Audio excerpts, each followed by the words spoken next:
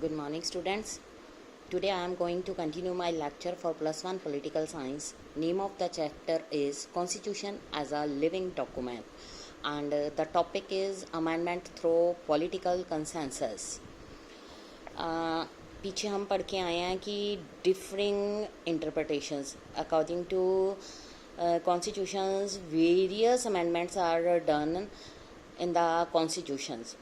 इसमें आएगा thirdly, there is another large number of amendments that have been made as a result of consensus among the political parties.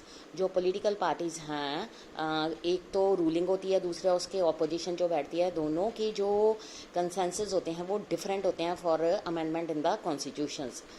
वही में हम ऐसा भी कह सकते हैं कि this consensus made as necessary, ठीक है, that some changes had to be made in order to reflect the prevailing political philosophy and separations of the society. Many of the amendments जो हैं, बहुत सारे amendments जो हैं of the post 1984 periods, ठीक है, वो इस ट्रेंड में थे कि इसी ट्रेंड के अकॉर्डिंग उसमें चेंजेस किए गए. कई बार ये क्वेश्चन अराइज होता है कि जब कोalition गवर्नमेंट होती है तो उस पीरियड में क्या अमेंडमेंट होते हैं. रीज़न ये है कि बहुत सारे अमेंडमेंट्स होते हैं जो इवॉल्व करते हैं कंसेंसस ऑन सर्टन इश्यूज. सबसे पहले लेते हैं एंटी डिफेक्शन अमेंडमेंट्स, ठीक है, जो 52 अमेंडमेंट में हुआ था. उसके बाद आ जाओ बेटा कॉन्ट्रीवर्शियल अमेंडमेंट्स कौन कौन से हैं. During the period of 1970 to 80 lot of legal and political controversy हुई. पार्टीज़ जो ओपोजिशन में थी 1971 से 76, उन्होंने देखा कि बहुत जो amendments are attempts by the ruling party to subvert the constitution, ठीक है. 38th, 39th, 42nd अमेंडमेंट जो हैं मोस्ट कंट्रोवर्शियल अमेंडमेंट थे. जो इसमें अमेंडमेंट थे वो इंटरनल इमरजेंसी जो डिक्लेयर की गई थी उसके बैकग्राउंड पर डिपेंड कर रहे थे. हमारी कंट्री में इंटरनल जो इमरजेंसी थी वो 1975 में डिक्लेयर की गई थी, ठीक है. इसके कारण बहुत सारे क्रूशियल पार्ट्स ऑफ जो कॉन्स्टिट्यूशन है उसमें अमेंडमेंट्स करी गई.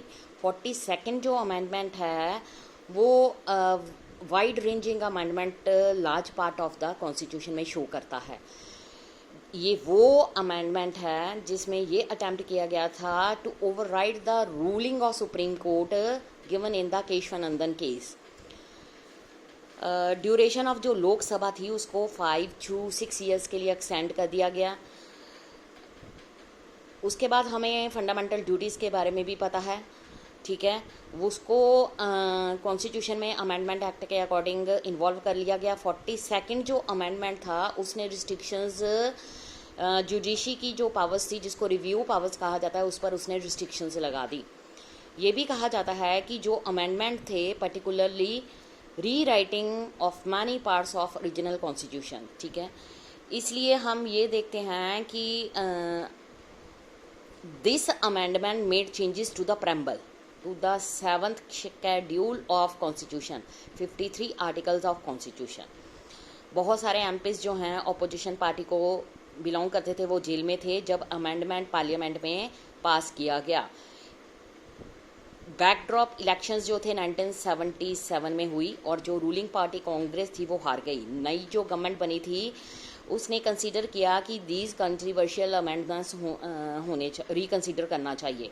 इसलिए 43 and 44 जो अमेंडमेंट्स थे उनको कैंसिल कर दिया गया. बहुत सारे चेंजेस जो इफ़ेक्ट हुए थे 38, 39, 42nd अमेंडमेंट में, ठीक है. इसलिए जो बैलेंस है वो इन अमेंडमेंट्स के अकॉर्डिंग रिस्टोर कर दिया गया. अब आ जाओ नेक्स्ट है basic structure evolution of the constitution. One thing that has had a long lasting effect on the evolution of Indian constitution is that the theory of basic structure of constitution, ठीक है. ये बताया गया है कि हमें ये पता है कि जुडिशरी है वो advance this theory in the famous case of Kesavanandan Bharati case. सबसे पहला, it has set specific limits to the parliamentary power, ठीक है, और ये अमेंडमेंट कॉन्स्टिट्यूशन में करी गई। इसमें ये कहा गया कि अमेंडमेंट जो है, जो बेसिक स्ट्रक्चर, कोई भी अमेंडमेंट जो है वो बेसिक स्ट्रक्चर ऑफ कॉन्स्टिट्यूशन को वायलेट नहीं करता। इसने पार्लियामेंट को अलाउ किया कि to amend and all part of the constitution within the limitation, ठीक है। इसने it places the judiciary final authority, ठीक है, as the final authority in deciding if an amendment violate basic structure, what constitution basic structure. Supreme court ने केसवन अंदर ruling उसको दे दिया गया 1973 में। 3 डिकेड्स में हमने ये देखा कि दिस डिसीजन जो हैं governed all the interpretations of the constitution, all institution in the country have accepted the theory of basic structure. सबने एक्सेप्ट कर ली। In the fact theory of basic structure जो है उसमें ये बताया गया है कि कॉन्स्टिट्यूशन की थ्योरी बेसिक्स में है क्या। It has emerged from judicial interpretation, judiciary interpretations जो हैं amended the constitution without formal amendment, ठीक है। जितने भी लिविंग डॉक्यूमेंट्स हैं वो debates, arguments, competitions, political party politics पर, प्रैक्टिकल पॉलिटिक्स पर डिवेल्व करते हैं। 1973 में कोर्ट ने बहुत सारे ऐसे केसेस थे जिनको इलेबोरेट किया।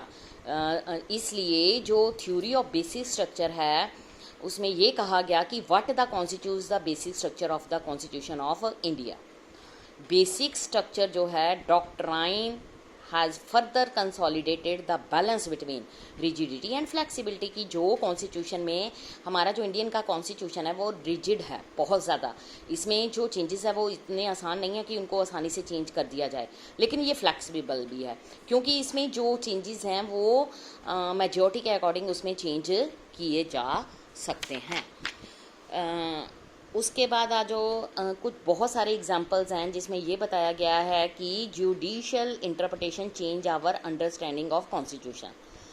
बहुत सारे डिसीजन जो सुप्रीम कोर्ट ने दिए थे इसमें ये कहा गया कि reservation in jobs, education institutions can not exceed 50% of total seat, ठीक है। ये एक्सेप्टेड हो गया प्रिंसिपल होल कंट्री में। इसी तरह से reservation for other backward classes जिसमें सुप्रीम कोर्ट ने इंट्रोड्यूस किया आइडिया ऑफ क्रीमी लेयर और rule that person belonging to this category not entitled to benefit under reservation. In the same manner judiciary ने informal amendment by interpreting various provisions concerning right to education, right to life, liberty, right to form and manage minority educational constitutions पे control कर लिया। इस तरह से जो how ruling by the court contribute to evolution of constitutions. इसलिए हम ये कहते हैं कि जो हमारा कॉन्स्टिट्यूशन है वो एक लिविंग डॉक्यूमेंट है। लिविंग डॉक्यूमेंट मतलब क्या होता है? Keep responding the situation circumstances arise from time to time, ठीक है। जो कॉन्स्टिट्यूशन है रिस्पॉन्ड टू एक्सपीरियंस। इनफैक्ट इसमें ये भी बताया गया है कि जो रिडल्स हैं जो इन द बिगनिंग में मेंशन करे गए हैं about the durability of the constitution. बहुत सारे चेंजेस जो हैं सोसाइटी में हो जाते हैं जिसके कारण जो कॉन्स्टिट्यूशन है इफ़ेक्टिवली वर्क करता है बिकॉज इसकी ये एबिलिटी है कि ये डायनामिक होता है, open to interpretations and the ability to respond to changing situations. This is hallmark of democratic constitution. Democracy में practices, ideas, ठीक है, जो टाइम टू टाइम चेंजेस होते जाते हैं उसके अकॉर्डिंग जो सोसाइटी है इन एक्सपेरिमेंट्स के अकॉर्डिंग अपने आप को एंगेज करती है। कॉन्स्टिट्यूशन जो है हमारी डेमोक्रेसी को प्रोटेक्ट करता है और ये अलाउ करता है कि न्यू प्रैक्टिसेस को एवोल्यूशन में लाया जाए। बट ये ड्यूरेबल ही नहीं बल्कि ये हर सिटीजन्स के लिए एक रिस्पेक्ट का ऑब्जेक्ट होता है।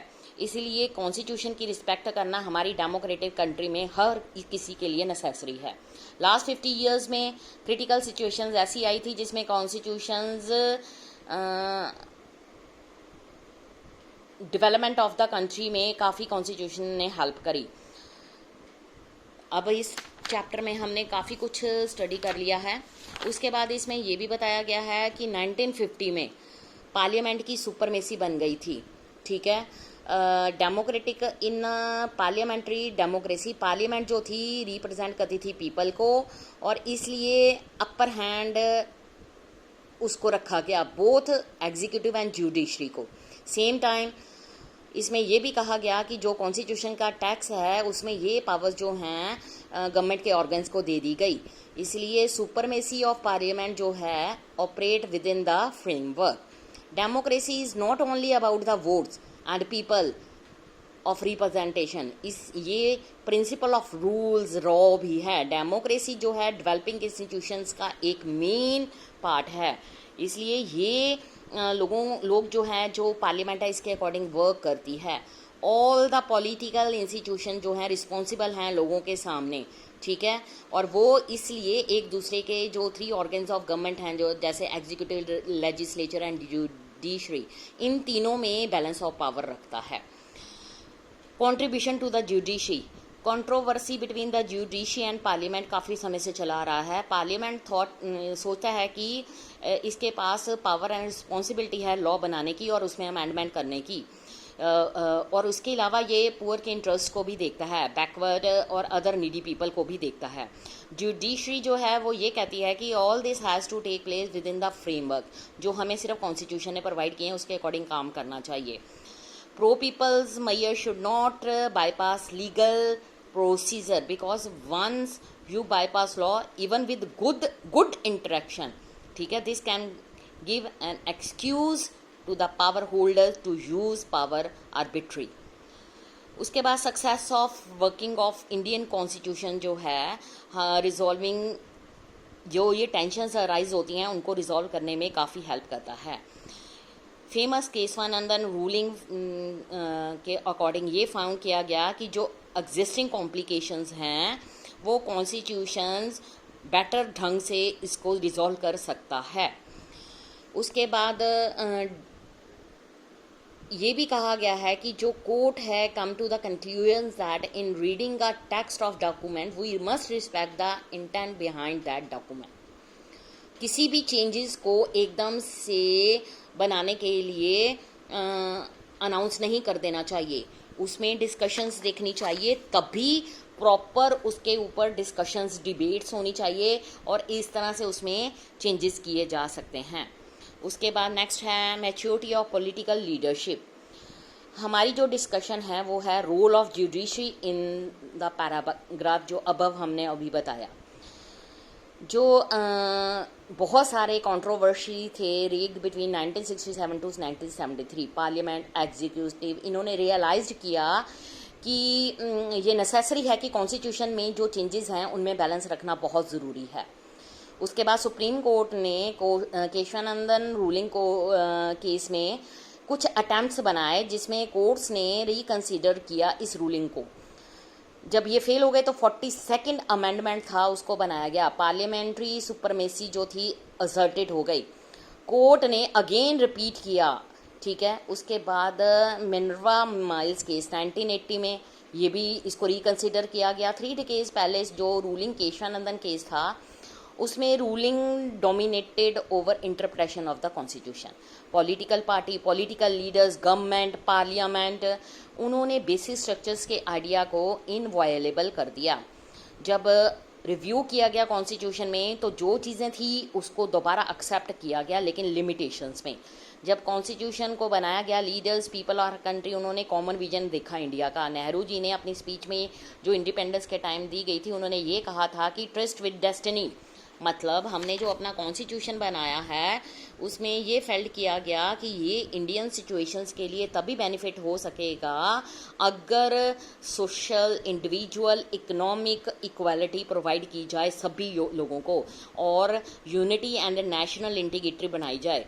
इसलिए हमारा कॉन्स्टिट्यूशन जो है उसको लिविंग डॉक्यूमेंट का नाम दिया गया। ये चैप्टर यहीं पर फिनिश होता है। Thank you students.